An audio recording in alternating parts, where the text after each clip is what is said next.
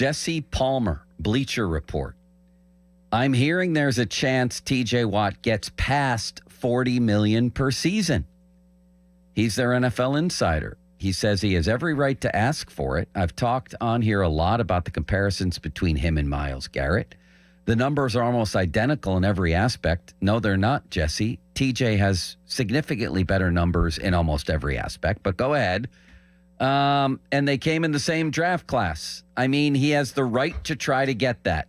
I agree. He does have the right to try to get that, but I think all three of us have agreed to go over $40 million for TJ Watt seems extremely extravagant here, Bob. Do you agree with that? Yeah, I thought, again, looking back, I guess it's always easier in hindsight, but the Steelers would have been much better off doing this at the end of last season quickly before it ever came to where it's become, and the price just keeps going higher and higher.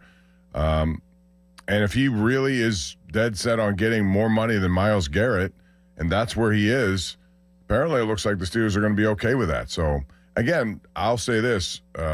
Omar Khan knows how to work money. He knows how to make it so that it's not something that will, handcuff them moving forward in any other deal they may want to make. So when you see the deal, whenever it is finalized, and I believe it will be at some point, it may go all the way into beginning of September, but you'll probably see ways that the Steelers have protected themselves down the road. Well, one thing that's going to continue to help them, and I use that in quotes because there's obviously a trade-off here, is that they're not paying a quarterback.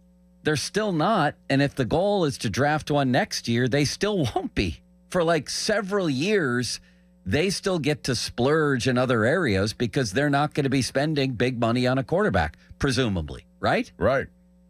I mean, that's the one thing to go through the last several years. They haven't put much money in the quarterback room at all. Even this year with Aaron Rodgers, it's not that expensive, versus the rest of those guys. So next year, if Aaron Rodgers is true to his word here that he is going to be a one-year guy here and that's it, then you're going to go through the whole process again and try to figure out what's next. Although I do think having Will Howard around under, Mason Rudolph, who's a really good guy and a good teammate to have, and also a guy like Aaron Rodgers can benefit him even if he never takes a snap.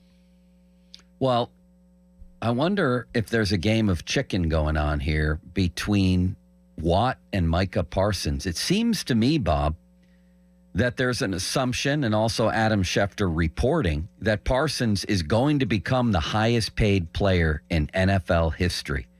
Schefter says flat out it's not a matter of if, but when. He said he'd like to have that deal done in the next month. Do you think TJ is thinking beyond Myles Garrett to Micah Parsons? And does TJ Watt have a rightful claim to be the highest defensive paid player in the league? Do you think he's waiting for Parsons or Parsons is waiting for him? Well, I hope the Steelers don't wait for Parsons. I hope they get it done sooner rather than later. But it's I would have thought Watt. that. I understand that. But I think they're a different position. He's a different kind of player, Micah Parsons. And significantly younger, right? Yeah, exactly. The age should factor. What is he, 25, 26? I mean, that should factor. That's a whole contract's worth of the next 4 years age-wise, and he's still in his prime.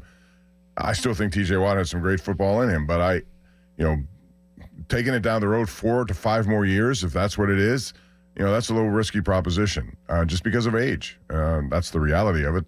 But I would not wait, and I think Micah Parsons, I don't know what T.J. Watt, if he's just looking for edge rusher specifically, then Myles Garrett should be his falling off point. That's where he should want to be. If it goes beyond that, then I think the Steelers might have a little bit of a pushback. I mean, maybe this will go in fairly smooth fashion here, and maybe this is all overblown. Maybe the Steelers will just simply settle at some point in camp on a number that's 1 cent higher than Myles Garrett.